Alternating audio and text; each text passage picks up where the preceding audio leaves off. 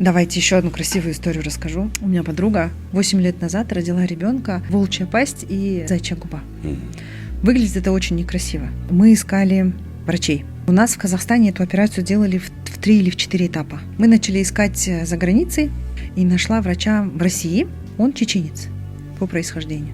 Работал в московской клинике, но приезжал еще в Чечню, там оперировал иногда детей. И я его так достала, писала, говорю, пожалуйста, а у него прям контент весь, у меня глаз привык к этим лицам, операциям детей. Он мне ответил.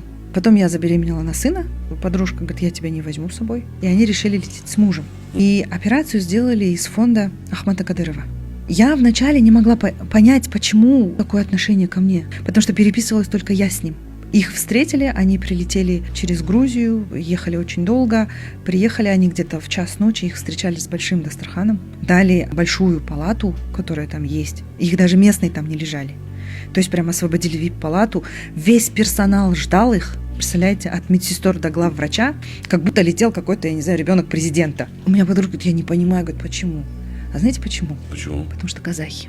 Потому что когда-то была история, что было большое гонение, и их дедушек и бабушек казахи встретили здесь. Они, когда услышали азан, они поняли, что это страна, в которой их не съедят, потому что им говорили, что там людоеды. И он говорит, когда на нашу территорию вступает нога казаха, говорит, мы сделаем все. Мы отдадим последнее. Весь персонал ждал. Представляете, отдали лучшую палату, сделали бесплатную операцию, проводили.